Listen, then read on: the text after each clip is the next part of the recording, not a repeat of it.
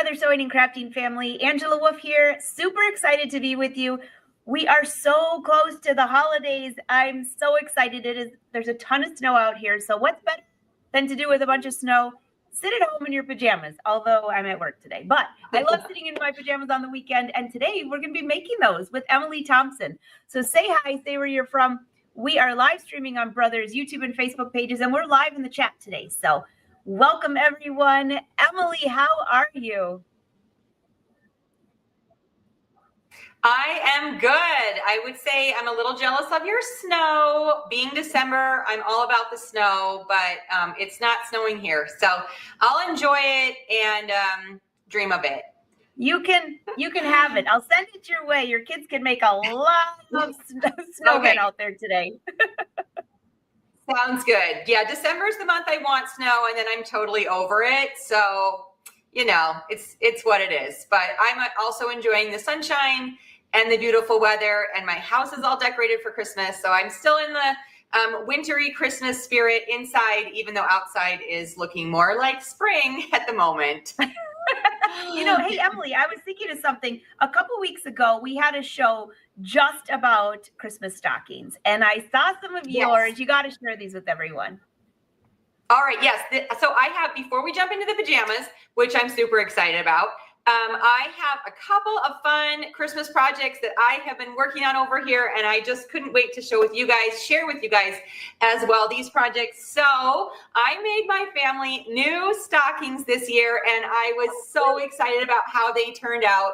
I used a red and black checkered blanket that I found on clearance. So I was able to you could make almost a whole set from one of these blankets. So as far as like buying fabric, this clearance blanket was definitely a more economical way to go. I used Art Spira to type out my letters. I transferred it to the SE2000, and it did a really fun job embroidering on the fleecy side. And it's a fully lined stocking. And then I did the girls in our family in this red check, and I also bought a black and white check blanket, and I did the boys in our family in this color, and they're hanging by our fireplace, and they're so cozy and cute, and I'm just really loving them. So I get crazy, and every like few years I sew us new stockings, but I can, right?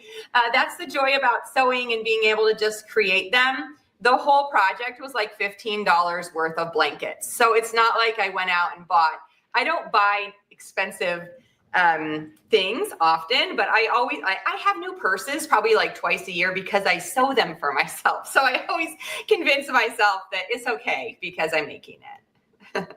Those are so cute. I need to do that. I made some mini ones that we did on the live show recently, but I love those full ones. Yeah, these were pretty good size. The kids were like, oh, they're big. You can fill them with lots of stuff. And then I'm like, you're teenagers. There's nothing to put in them. Like, you're not very exciting to shop for anymore. But so I'm mostly done with my shopping, but I do have to think about what am I going to put in their stockings. So yeah, fun. There is a free pattern. If you would like on Life So Savory, just search Christmas stocking.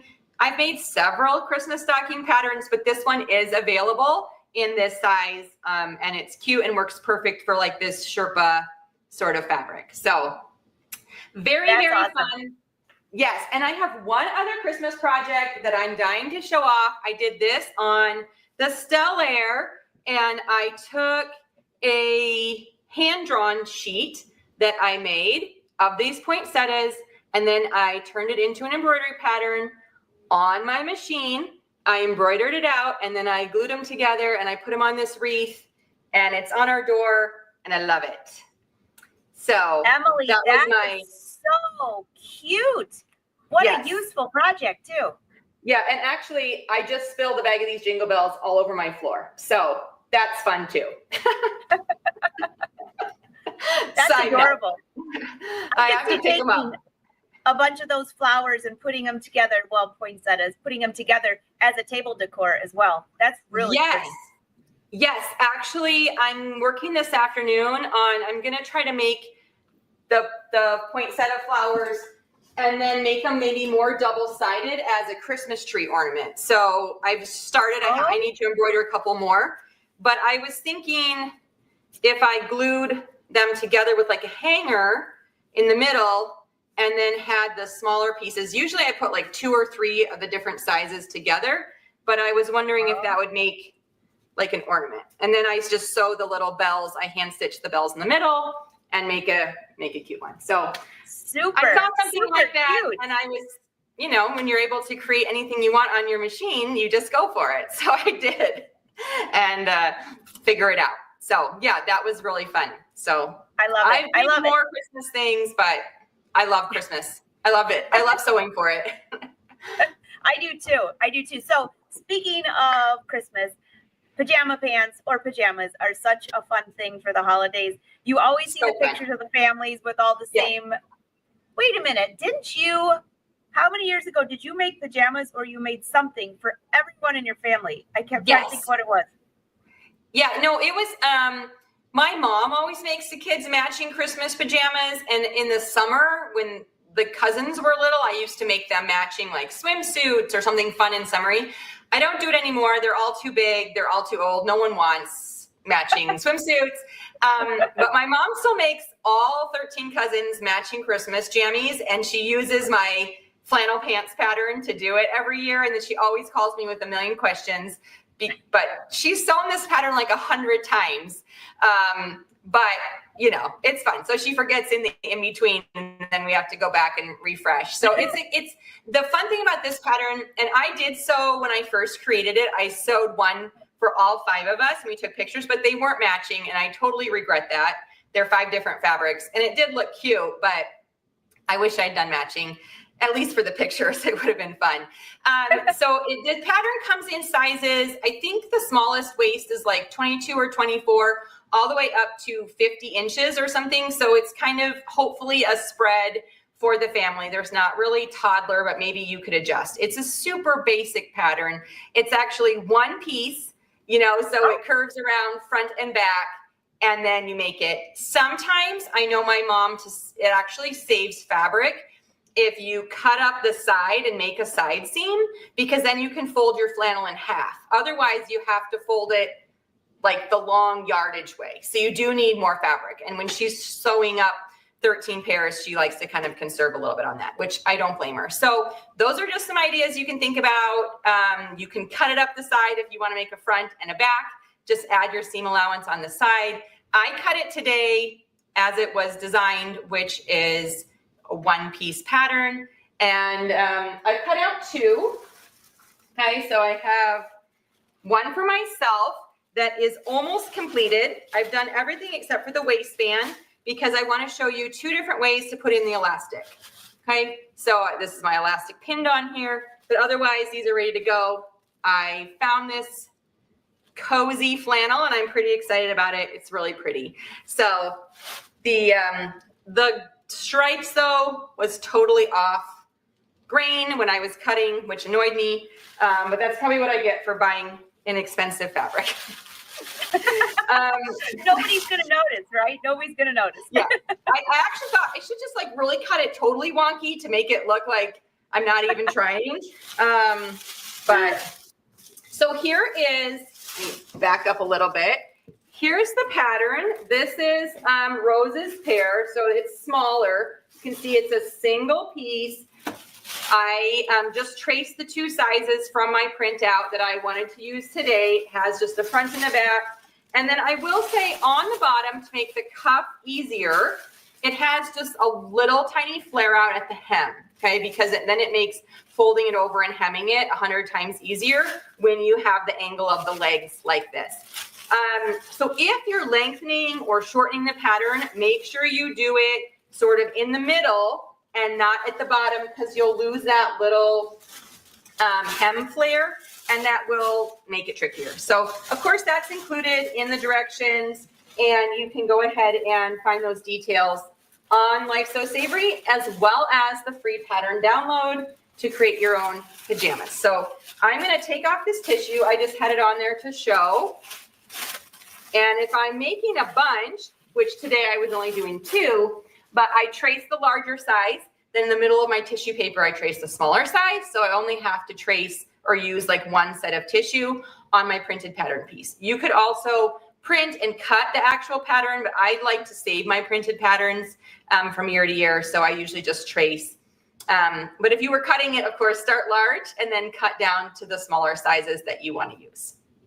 All right. Emily, that's really a good idea. I have a question for you though. Do you have any suggestions for when they're trying to choose the size? And I'm only asking because years ago, like when I first met, so this would be like 1994, I made him a pair of pajama pants and I just grabbed a pattern. It wasn't one of yours, which if I had, I probably would have had a lot of success.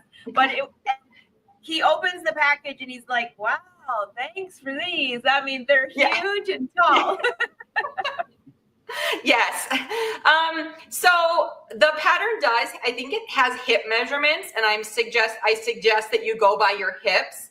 And because the waist you can always adjust with elastic. So usually, the widest part of your body is best for fitting. So I have found that generally this pattern does fit pretty well, but I do know a lot of patterns that you buy end up huge. And I've done that too. I sewed myself a dress maybe in high school, and I thought I followed the sizing and it was huge. But what I actually like to do now is actually take my measurements and take a tape measure and place it on the pattern pieces. And if I'm thinking, wow, this is just ginormous, it has 20 inches of ease, I don't need 20 inches of ease on my PJ pants, then I'll know I can actually size down just by using that tape measure, or take a pair of pajama pants that fit you or your husband or your kids well, and place it on the pattern pieces and just kind of estimate. Of course, it's not an exact science, but it does give a little bit of an idea of, is this going to be a good size or not? And that's a good way to be able to sort of edit, take in, or resize based on what you think. That's a good idea. I was shocked for a second. I didn't even hear my husband walking in, and he's over in the corner laughing about the pajamas. Do you still have those, Win? He said he still has them. So we can probably both fit in those, Emily. Yeah. Exactly. Yeah.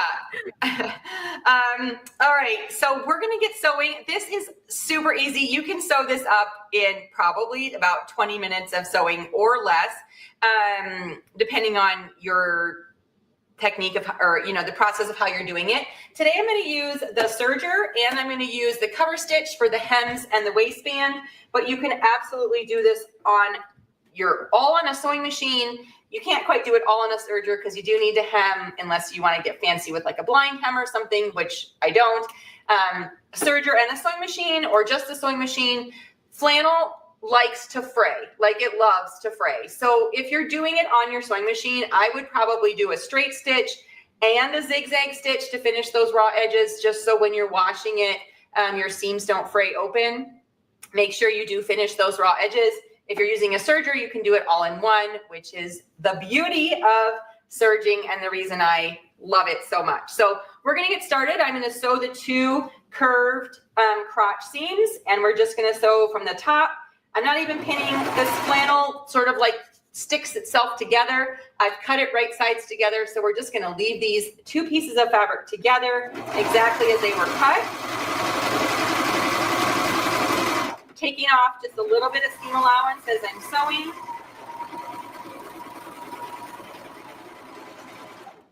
Grab my scissors out. And we're just going to sew these babies up. So I have two pairs cut because I did want to demonstrate two different ways to put in the elastic. And one is not right or wrong, just kind of different.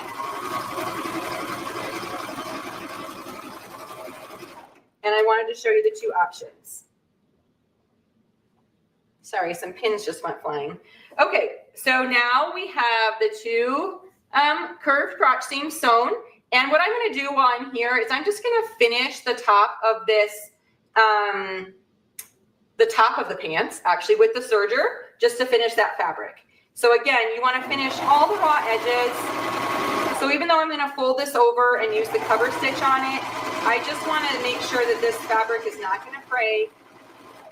So I'm just stitching around the top of the pants. And I'll do the same thing around the bottom as well before I hem them.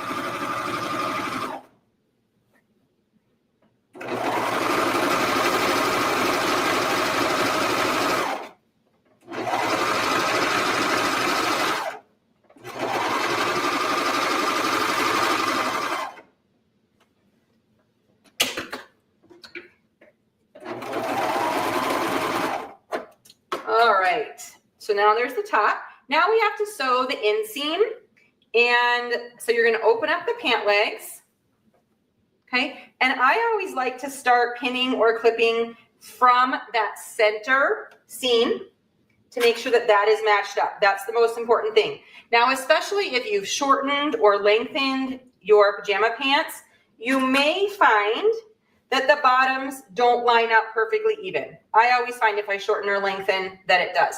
I did not shorten or lengthen these, so I'm expecting them to match up perfectly, and they do. So I like to have one clip on that center seam, and then I'll put the other clip on the end, and I'll ease it together. Now, if you find you cannot ease it because you've got like a major difference, that's when you're going to want to do a little bit of trimming from the bottom of the pants before you start sewing up the inseam.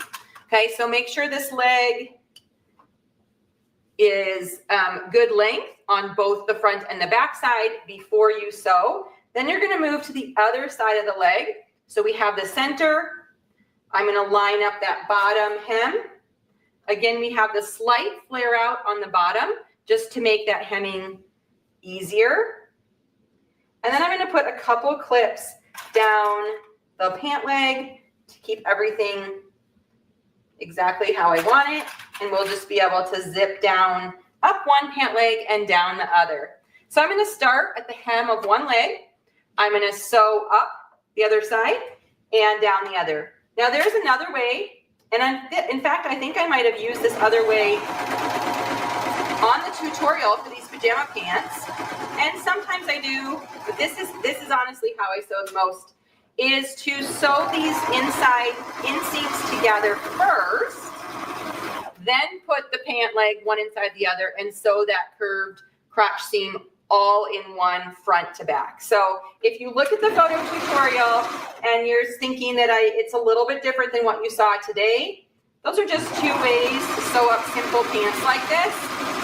And I go between the two. So I don't always sew it up the same, kind of depends on the mood I'm in. But they were just laying together so nicely today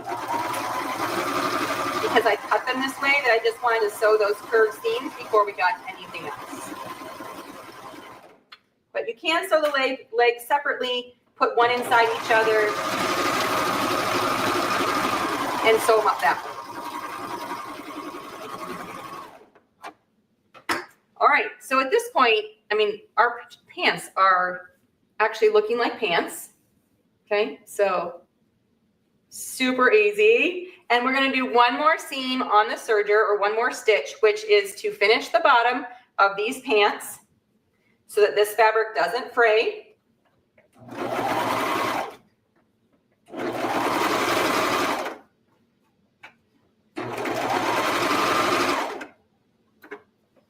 And then we'll just be able to hem. So at this point, you could turn over your elastic casing or your hems and just sew those up on the sewing machine if you wanted.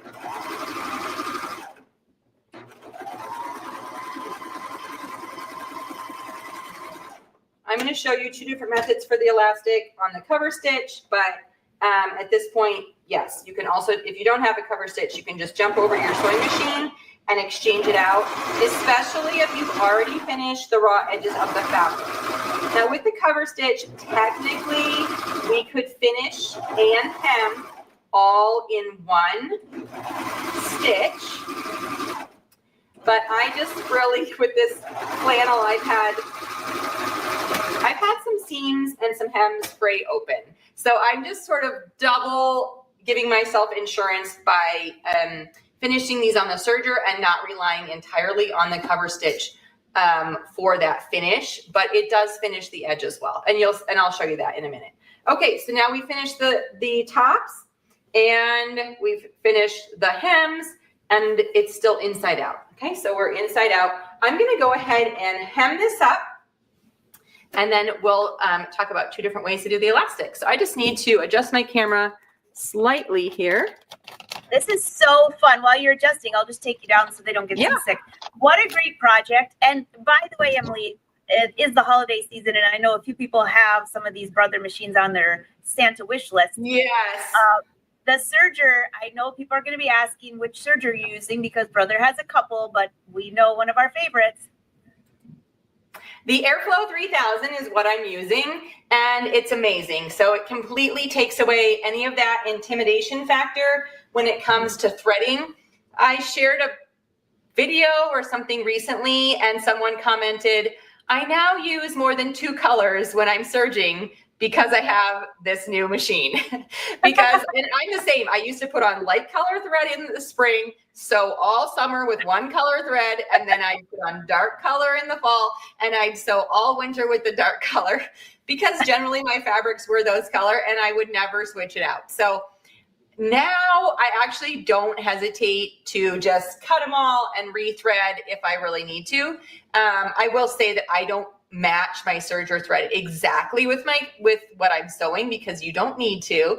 But it does take away any of that sort of intimidation factor. So I love it. It's easy to thread. It's easy to use. I've had mine, I don't know, how long have they been out? A year and a bit, or just over a year, or 2 years? I don't know. A couple years, yeah. Yeah, because we did the master class for that a couple years ago. So by the way, if you get one of these sergers, the Airflow, be sure to register it on Brother's site and you get free access to a master class with 14 lessons. And even it was with Kathy Gandy, myself, and Kathy Stipe. And you know what, Emily, they even showed how to serge with beads. It was one of the coolest lessons I've ever seen. That is fun. I probably need to take that lesson because I don't know how to do that. Shocked. I thought it was great. So, all right, back to you. But I know people are going to ask about the machine, and I am scrolling below to look for your local brother dealer for this one. So, back to you, Emily. Absolutely. Yes. So, yeah, it's a great machine, and I think we've had it 2 years now, and I have not had one issue with it. It is just a great workhorse machine, and I can change it out or do what I need to with the colors. So, I love that. I just feel like, sorry, I'm getting a bit of a glare here. Let's see if that's a little bit better. So we are going to hem these pants. I just went ahead and clipped over about 1 inch. I don't measure. That's one of my weaknesses. And with pajama pants, you can estimate. It doesn't have to be exact. That's probably why I like sewing things like this. Folding over about 1 inch, I'm using clips to hold it in place. That little flare on that inseam just makes this should make it lay perfectly. Mine, the 2 pairs I've done today did lay down, because otherwise, the leg is just a little bit, doesn't lay exactly right. So you have a little more manipulation if you don't have that hem allowance on there. So I like to start stitching on the cover stitch on that inseam. Okay, so you have the inseam there. Oh, and I see we have a little correction to make. I didn't catch both layers of the fabric on this pant leg. So before I move on, we're gonna slide back over here. I guess I was looking at one side and not the other and didn't catch both layers of fabric. Sewing during the live when you're trying to lean over a camera and talking at the same time without looking. And not taking forever, keeping the project moving. Yeah. Too many things to think about, but we're just gonna do a real quick fix.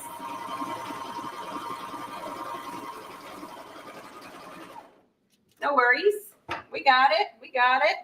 All right.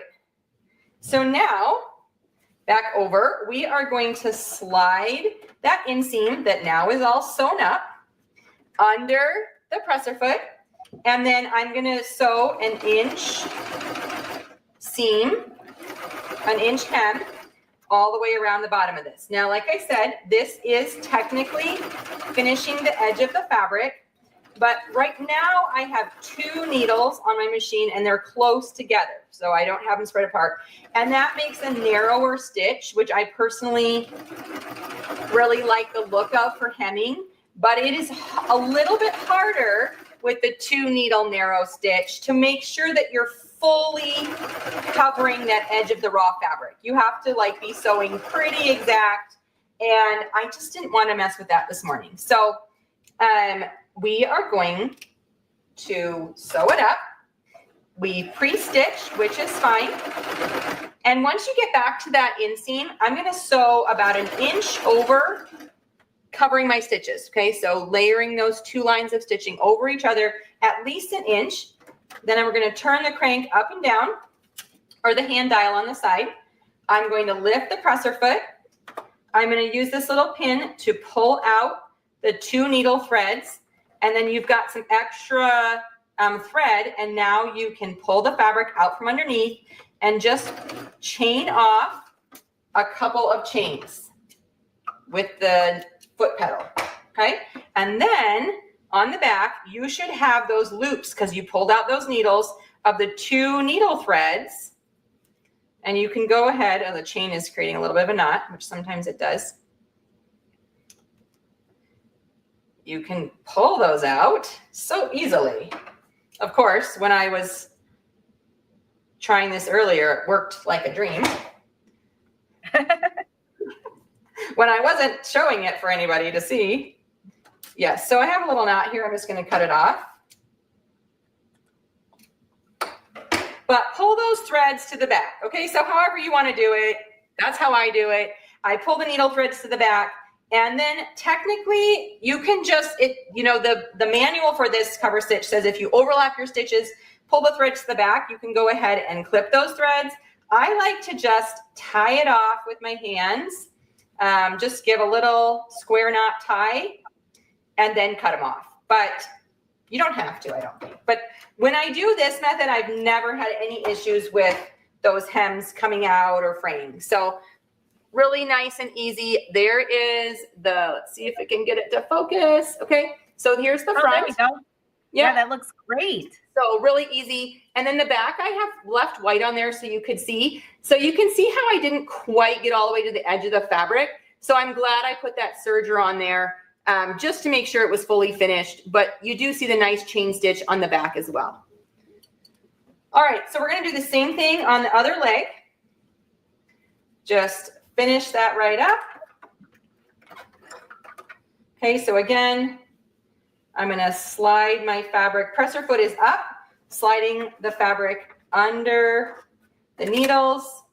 Push the presser foot down. And then I'm going to stitch around this second hem of the leg. And you can't see where your fabric is folded over because I'm stitching on the top side of the fabric. But what I can do is I can feel where that serger edge, the serger seam actually is. And I use that to kind of guide where I'm stitching under the foot. And I almost always stitch with this clear cover stitch foot on.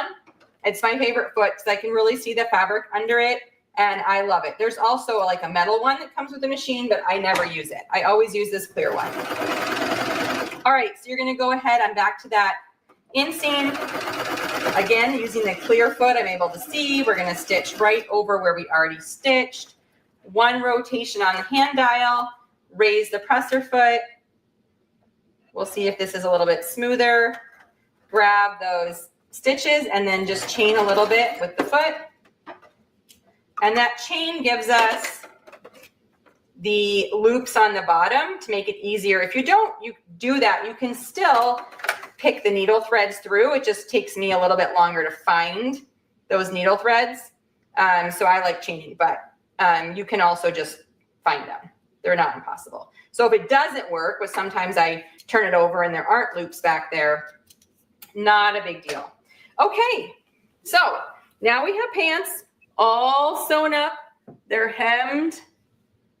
Looks like I got a thread to cut here.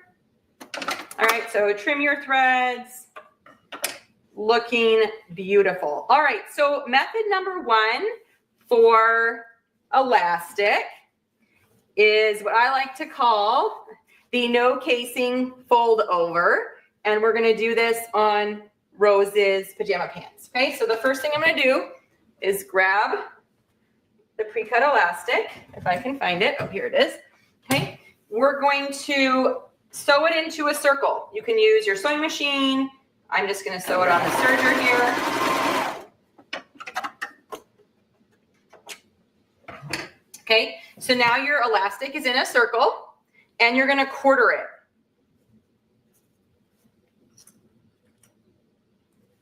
So I guess I am going to need the serger to sew this on for a second. So I'm going to mark the 4 quarters of this elastic. Then we're going to do the same thing on the pants. We already have the front and back marked. So if you line those up together, then your 2 side seams here are the other quarters, or close enough if it's not exact. Okay, so now we have the elastic quartered, we have the fabric quartered. We're going to take this seam that we sewed on the serger, and on the wrong side of the fabric, I'm going to put the elastic. Okay, so it's on the inside of the pants. And we're kind of just lining up the top of the elastic with pretty close to the top of the pants. I like to leave a little bit of fabric sticking out above, but you don't need to do a lot. And then we're going to match our side markings. And I'm using clips. You can use pins or clips, whatever you want for this. Now, if you have to gather the fabric a lot, like your pants are 40 inches wide and your waist is 20 inches and you want just a lot of gathers, this method won't work because it requires you to actually stretch the elastic the entirety of the top of your pants, okay? So you can see on this one, I don't have to stretch a lot in each of these quarters, okay? Just a little bit. This method works amazing for leggings because there's actually negative ease and your fabric and your elastic are almost exactly the same width. It's not a lot of difference. So if you have a big difference between your elastic length and your fabric length, you're gonna wanna use just the traditional casing method. But if it's close or just has a little bit, you can definitely use this one. It's nice and easy. And I think it's really quick. So I like to use it. So we're going to, I just noticed that one of my, I gotta rethread my needles here real quick.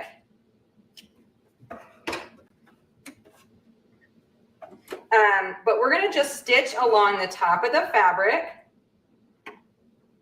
with identifying the left and the right needles here with the serger, and we're going to sew the elastic right on to it. So we'll see if I can get my needle threader to thread. Nope. I don't know about you, Angela, but I will say this is the one part of this machine that is touchier, is the needle threader. But you know what I found, Emily, is that when I'm threading the needles, there's on the knob to the right, there's a line there, and it has to be facing right to the exact top, or it doesn't work. You're right. And I just didn't do that. I did that earlier. Okay, let me try it now. We'll switch over to the left one. It's just like I need to, I don't know. It doesn't always press down easy. Yeah, they're threaded. Okay, so you're right.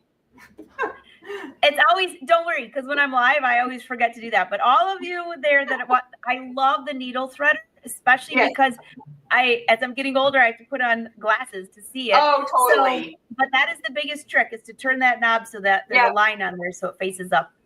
And you know what? That makes a lot of sense because I always find that it works when I have the whole thing open and I'm threading all the colors, which is when it's in threading mode, which means that line is up. I never have trouble with the needles. It's only when I'm like trying to do the needles separately that I have trouble with it, which that would all make sense.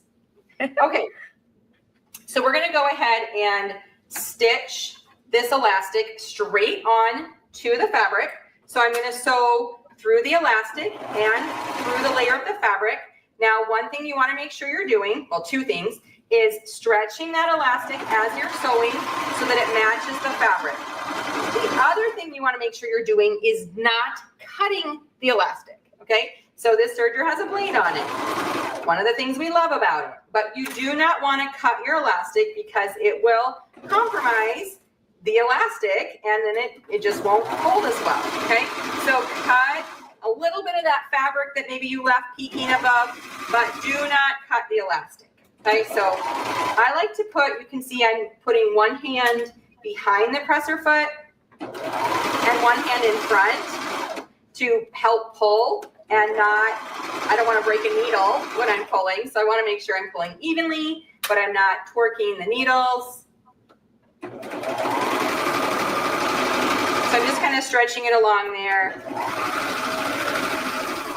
When you get to where you started, I just like to overlap a little bit and then finish off. So now we have the elastic, okay, sewn onto the top of the pants.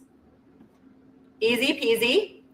And the last step, which I think is really quick, is to just fold it over and create the casing. So it finishes that edge, encloses the elastic completely, and then you can just use your sewing machine or your serger, your sewing machine or your cover stitch to sew the last seam.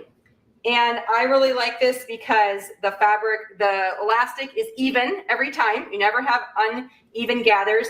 You never have elastic that rolls. It always stays exactly where it's supposed to be. And your waistband is pretty much perfect every time. So it's nice and easy. It doesn't use as much fabric because you don't have to fold over and have a seam allowance. If you do this on your sewing machine, you want to make sure that you have a zigzag or a little bit of a stretch stitch because this seam will stretch, okay? The rest of this project is not stretch fabric, so you can sew on your sewing machine without a stretch stitch, but make sure if you're sewing the elastic on this that you do use a zigzag so that this waistband is nice and stretchy for when you're pulling it on and over your hips, okay? So I'm gonna start in the back. I'm gonna slide this under the presser foot, and this time I'm sewing on the bottom edge of the elastic. So farthest from the fold, and then we're gonna sew on that bottom edge of the elastic, and we do need to stretch again because we don't wanna sew these puckers in. We wanna sew on a straight line.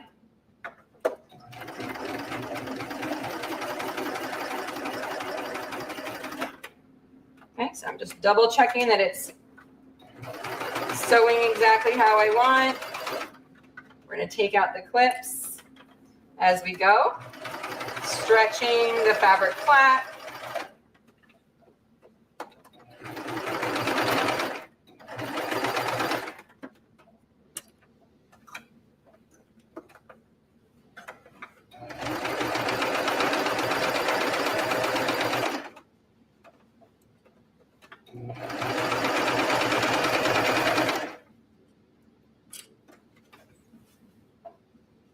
And you don't really want extra fabric up on your fold, okay? You want it to be folded pretty much just completely over and enclosing that the elastic in a nice tight casing.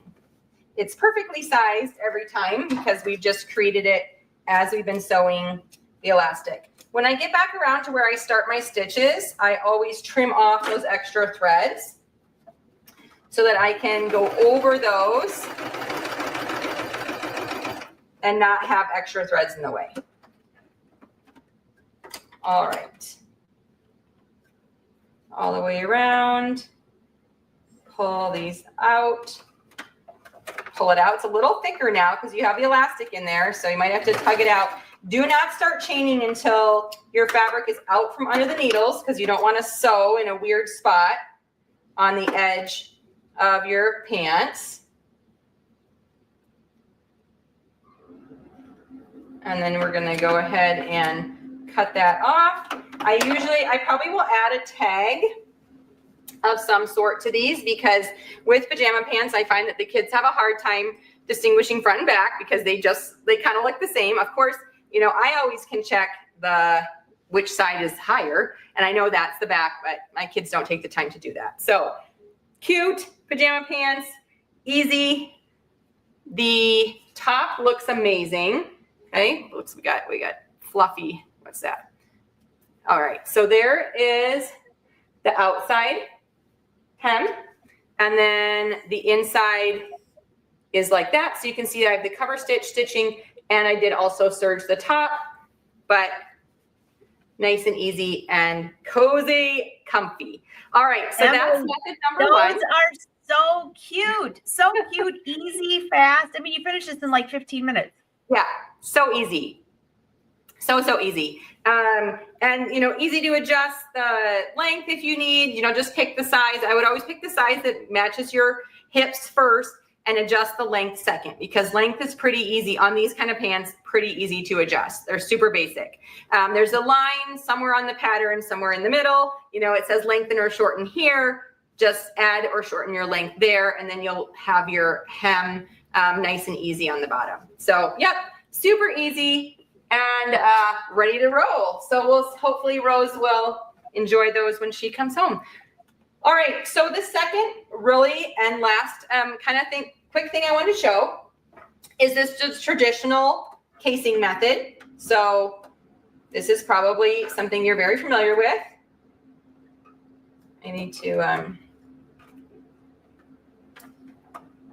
my needle threads are giving me a little bit of workout today. Okay, so we're just gonna fold over a casing at the top of these pants, and this is why I didn't want to do the whole demonstration on these, because it's way bigger and way harder to show all this fabric on here. But I'm gonna start in the back, okay? And I'm gonna use a little bit thicker elastic because I like to, and because these pajama pants are pretty roomy. So I think it calls for 1 inch, but this is 1.5 inch, and it won't be a problem because there's plenty of room from the waist to the inseam. So I need to make sure that I fold over enough of a casing, and this is where I get in trouble not measuring. That's why I probably like the other method, because even if you don't measure, your elastic fits perfect every time. But I do need to make sure that I fold over enough casing that I can stitch down here and still be able to thread my elastic through. Okay, I don't want to, I hate, and I have done it before, I get the casing stitched and then I go to thread the elastic and there's just like one little part that's a little too small and it looks terrible. So we're going to be generous on our foldovers, and I'm going to check. So I'm doing the front and back. I like to start on those seams. Those are givens, right? We have that front and back seam on the pattern, and then we have in between, and I'm going to put a few pins in between, but I'm just going to make sure that I'm also, before I sew this, checking this is big enough fold over. I find usually it'll give it a nice fold if I do the front and back. And of course, if I was not doing this live, I would go over to my work table to do this. It's not ideal right here, but one, my counter is covered with 20 other projects right now, and there's no room to clip pin this. And two, I don't want to move the camera. So we're just I love that. How many projects, Emily? 2 million? Too many projects. So yeah, there's a lot in the works right now. Too many things. And there seriously is like 6 inches of clear space. So not enough to spread this whole thing out and pin it, for sure. I actually cut these out on the floor this morning because I was like, there's no room anywhere. And I don't cut on the floor. I know some people like to cut on the floor. I don't cut on the floor. I usually cut on my table, but not today. Okay, so now I like to start and finish at the back. So I'm going to make sure I can find the back of these pants, because we're going to leave it a little bit of a hole to put the elastic through. Okay, so I'm going to start a little bit on the right side of that center back seam. So we'll leave that hole right on the back seam. I can feel that serger edge right there. So I'm going to go ahead and stitch as close to on that as possible all the way around. And then we're just creating a casing. And the pins actually aren't even long enough because I folded over a little bit more than 1.5 inches. I don't even have to take the pins out because they're not where I'm sewing. They're a little bit up here. So far, I haven't even gotten close to where the pins are. But of course, if your pins are in the way, pull them out as you're going. Don't sew over them.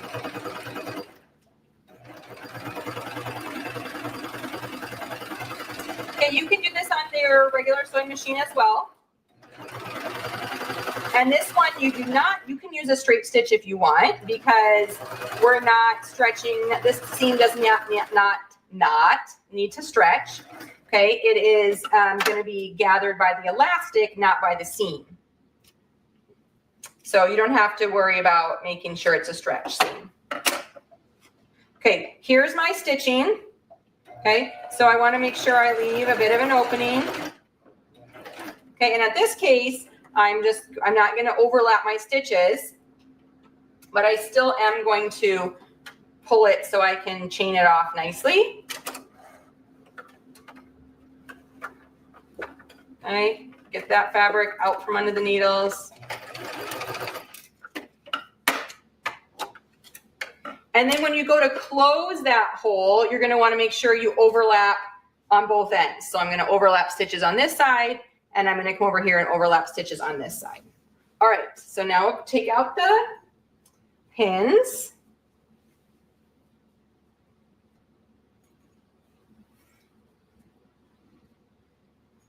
Okay, and grab my bodkin for threading elastic.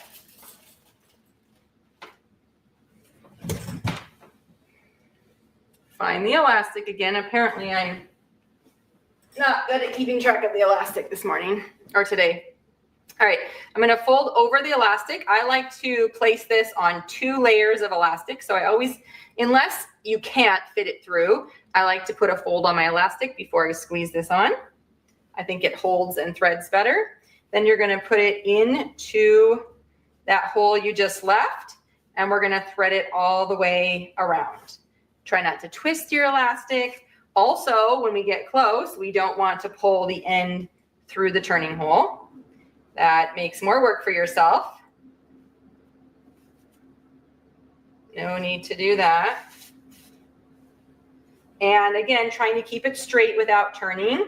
Then I also, when I'm finished with this and I've sewed the hole shut and everything is done, at least on the front and back seam, usually on the side seams as well, I will just take my sewing machine and I'll tack a little bit of a stitch on there just to make sure that the elastic doesn't twist or slide in the wash. Sometimes on this wider elastic, I will also, you can sew a straight stitch right down the middle of it, stretching as you sew. And that looks really nice too, especially on wider elastics. I'm just going to pin this end so I don't pull it through my casing. Is to just sew a stitch down. And you'll notice that on clothing all the time, especially if it has wide elastic on athletic clothes or anything like that. There's stitching down the center of the elastic. So I will sometimes do that, and that holds it very nicely as well. All right, so I'm back around. I think I kept it all straight. I have the 2 edges of the elastic. You can overlap and zigzag on your sewing machine. My camera's not set up to go over by my sewing machine, so we're just going to stitch it on the serger.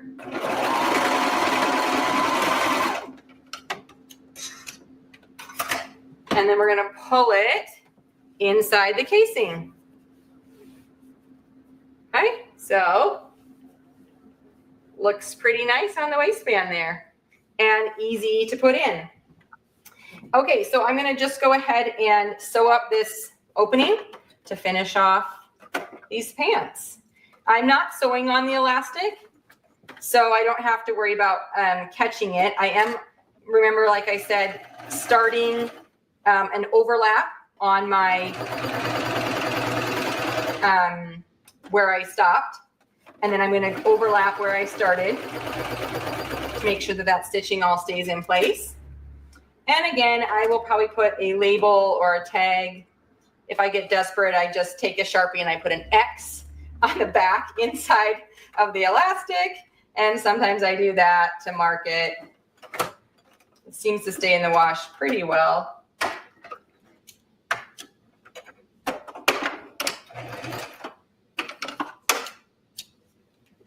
Okay. And then I'll back up a little bit so I can give you sort of a full view of these pants. And I'm excited to maybe have a lounging around in my PJ pants afternoon because now I have new cozy ones.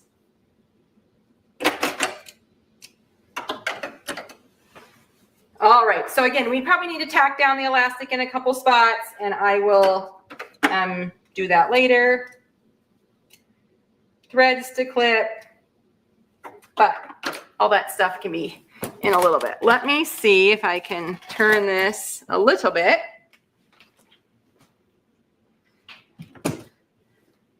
And, whew, I forgot there's bells spilled all over the floor here. I'm stepping on them. Okay. Envision the cozy pants. I think they look like a good length, and I'm super excited about them. So there you go. Emily, those are super, super cute. Super 2 pairs. Wynn just walked out and he said, will you make me a pair that aren't plaid? Okay, I'll try. Yes. So there you go. Yes, super easy, super cute. And actually, you know, cutting takes almost as long as sewing. Really cute project. Really cute project. So down below, I have Emily's website scrolling there, so you can, don't forget to go there for the free pattern. Yes. And you also have those stockings on there that you showed us at the beginning? Yes. Those stockings are on there too. Yes. Oh, wonderful. Wonderful. Yes. And then we've got Brother's website down below. Don't forget they have a sewing blog and a crafting blog. And don't forget about, if you're watching this on YouTube, you can come back and watch it. If you're on Facebook, share it to your page. Share it with friends. They'll love to see this. Who doesn't want pajama pants? Good ones. I love it. And then I also have angelawolf.com. If you go there and click on classes and events, you'll see all the live shows coming up. We're going to start filling up for January, so you'll get to see who's coming on and an idea of what we're going to be showing. Emily, this has been a fantastic project. I love it. And for all of you watching, you know we're live in the chat today, not live on the screens. So we'll try to answer any questions you have. Even if you're not watching it live and you're watching the replay, leave us a note because we want to know that you're watching. And if there's a topic you want to see, let us know. So Emily, I'm going to have to try this. I'm going to measure my husband's favorite pair that's totally worn out and use your pattern to adapt to this. And maybe he was laughing so hard when I was like this. I didn't know he walked in and he's like, oh, you just told the whole world that you made me the biggest pair of pants in the whole world? Yes. Yeah, there's a lot of extra fabric on there. There's a lot. So just because there are some people here that maybe haven't seen you before, do you still have your live show each week? Yes. So I technically have a live show at 1 p.m. Eastern on, 1 p.m. Mountain time on Wednesdays, but I have been also substitute teaching at school this year. And I found that the schedule they give me has a lot of Wednesdays on it. So I'm on when I can, but I honestly won't be on for any more in December because the next 2 weeks I'm working on Wednesday, unfortunately. So sometimes I pop on other random times. Of course, the best way is just to follow my page because you'll get alerts and you can always watch them later. But if I'm doing a fun project that I think would be good live, sometimes I'll hop on even if it's a random time. But I usually shoot for Wednesday afternoons. Perfect. You're right after my show, which is 1:30 Eastern time. It's a great Wednesday. So it's a great Wednesday. Yes. Well, thank you for the great project. Wishing you guys a very Merry Christmas. And I cannot wait to see the photo with you and Rose in your PJ pants. Yes. Thank you. All right. And again, until next time, everyone, happy sewing. And we're going to end it with another feature of the Avenir. All right. See you later.